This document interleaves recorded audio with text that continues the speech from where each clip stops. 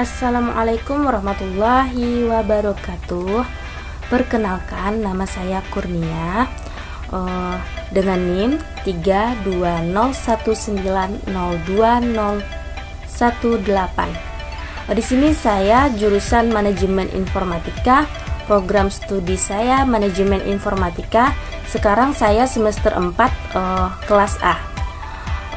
Tujuan saya membuat video kali ini yaitu untuk memenuhi tugas ujian akhir semester mata kuliah Sistem Informasi Akuntansi dengan dosen pengampu yaitu Ibu Indah Permatasari SST MAK CMO.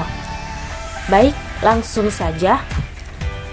Nah, di sini ada sub-bahasan, ada 6 sub-bahasan. Yang pertama, pengertian perusahaan jasa. Yang kedua, penjelasan perusahaan rental mobil. Kemudian lanjut masuk ke flowchart, yaitu yang ketiga, penjelasan flowchart siklus keuangan. Yang keempat, penjelasan flowchart siklus penggajian. Yang kelima, penjelasan flowchart siklus pemesanan. Dan yang keenam, penjelasan flowchart siklus manajemen sumber daya manusia. Oke, lanjut. Nah, di sini ada perusahaan jasa.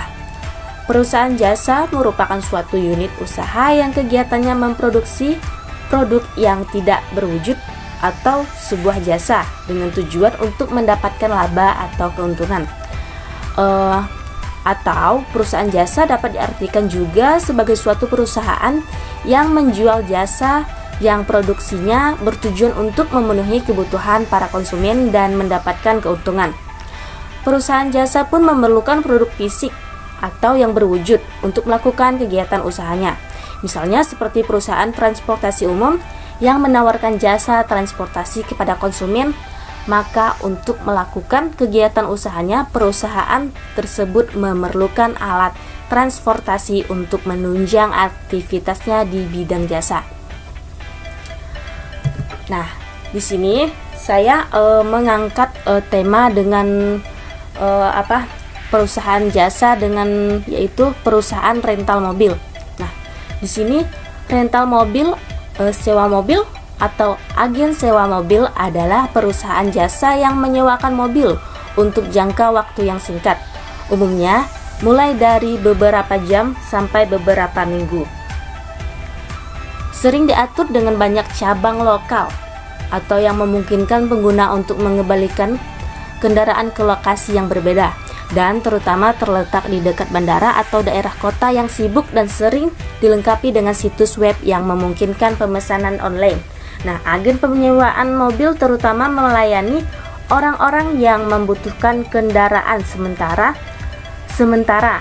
Misalnya, mereka yang tidak memiliki mobil sendiri, pelancong yang berada di luar kota, atau pemilik kendaraan yang rusak atau hancur yang sedang menunggu perbaikan atau kompensasi asuransi.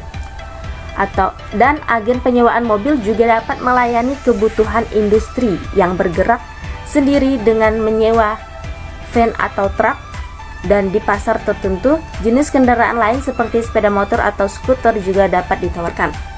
Baik, lanjut. Nah, di sini ada siklus keuangan rental mobil, di mana di sini ada pelanggan, ada kasir, bagian keuangan, dan juga pimpinan. Baik, langsung saja. Di sini pelanggan melakukan pembayaran, maka disimpan di dalam sebuah data pembayaran. Nah, data pembayaran ini akan ditujukan kepada kasir. Setelah kasir menerima data pembayaran, kemudian kasir membuat laporan penerimaan keuangan.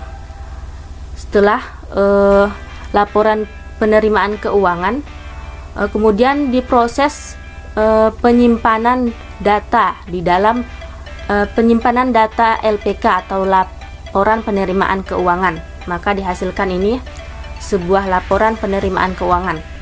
Nah, dari hasil laporan penerimaan keuangan ini akan ditujukan ke bagian keuangan.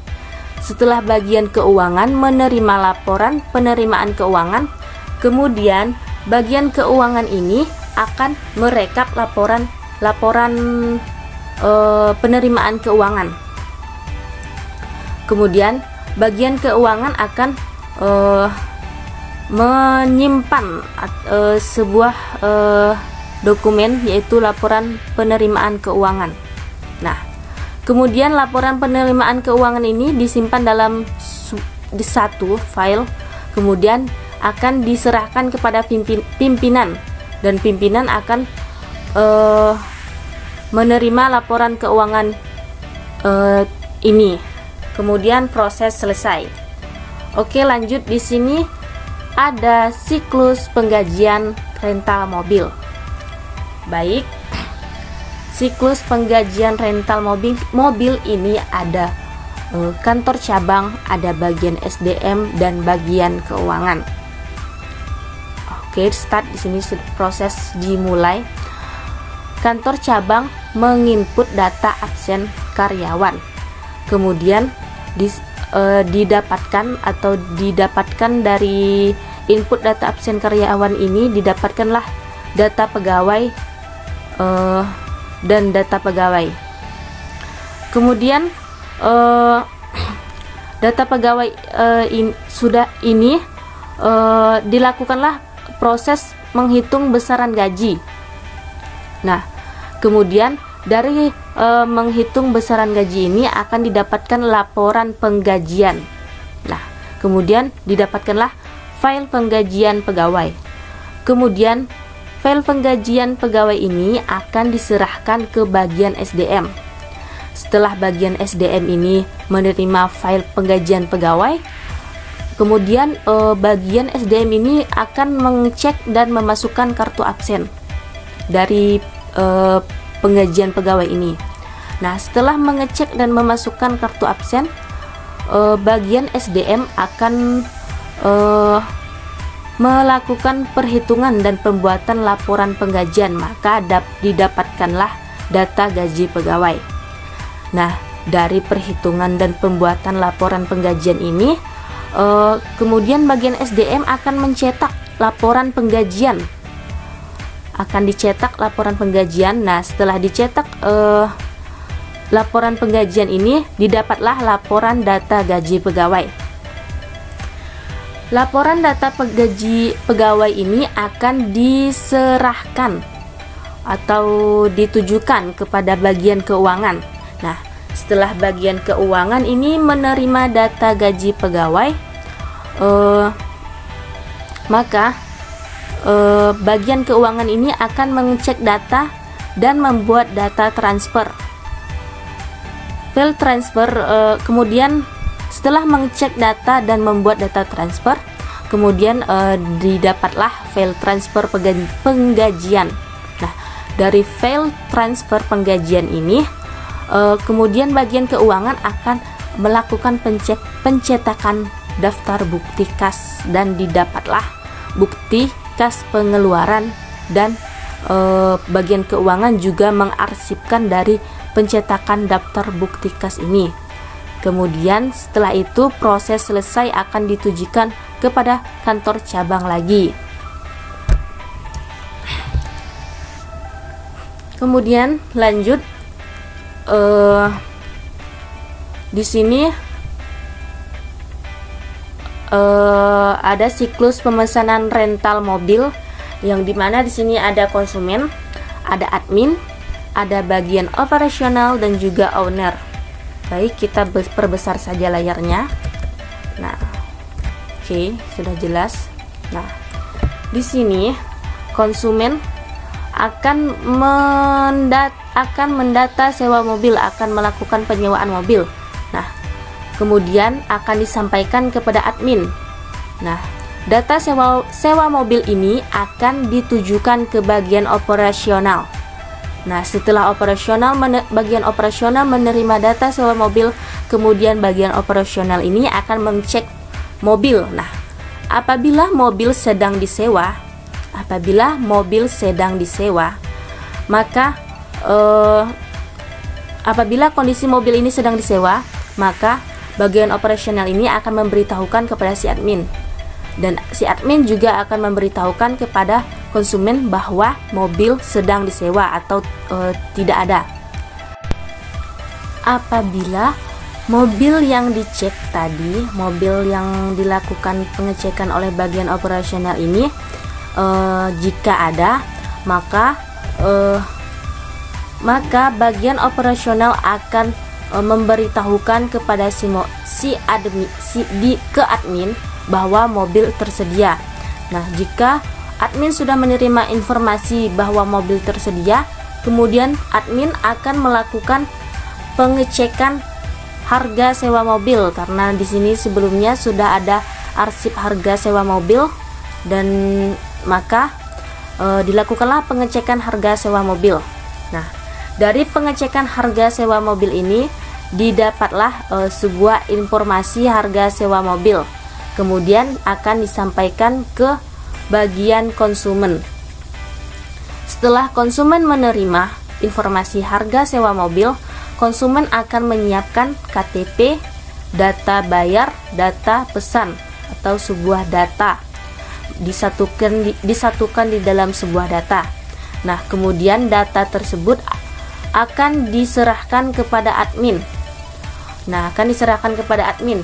Setelah admin menerima data dari konsumen tersebut, admin akan membuat sebuah kwitansi, dan didapatlah sebuah dokumen kwitansi ini. Dokumen kwitansi ini akan diserahkan ke bagian konsumen dan juga ke bagian bagian operasional.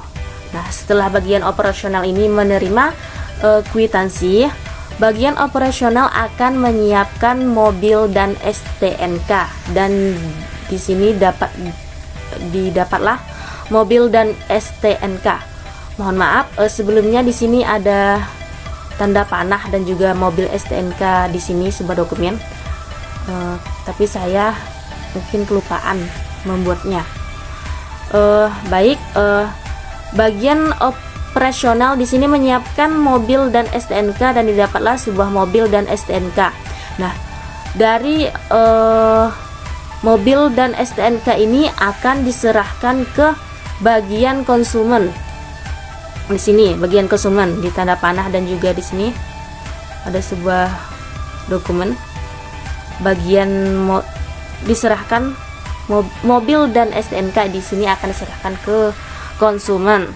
Nah, kemudian kwitansi yang sudah dibuat tadi ini, dari kwitansi ini akan diarsipkan sebagai arsip kwitansi penyewaan, dan juga dari kwitansi ini admin juga akan membuat laporan kwitansi, dan didapatlah laporan penyewaan.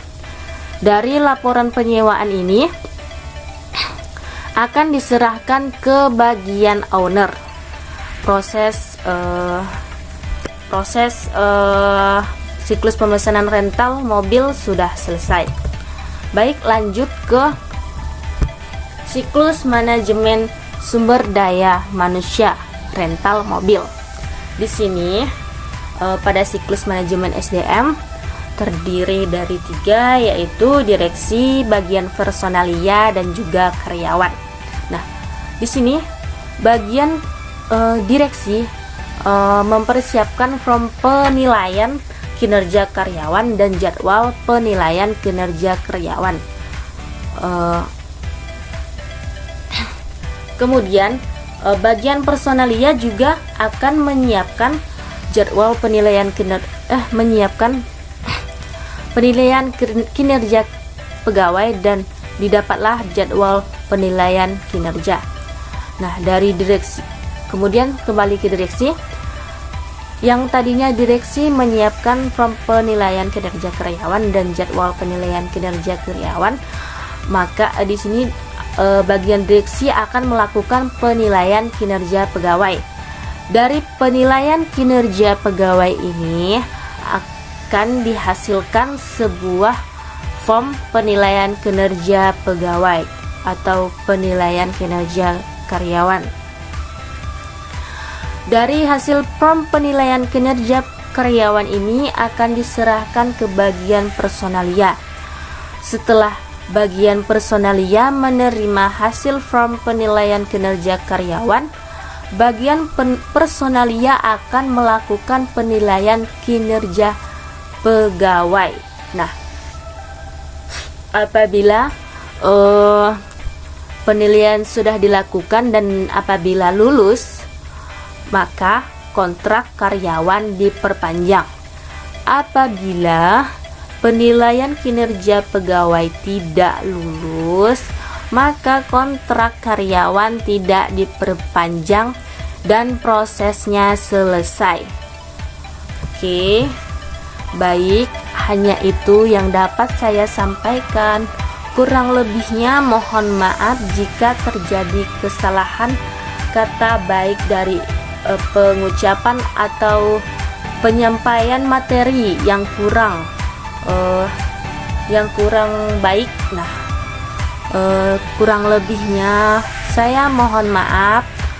Saya akhiri dengan wabillahi taufik wal hidayah. Wassalamualaikum warahmatullahi wabarakatuh. Sekian, terima kasih.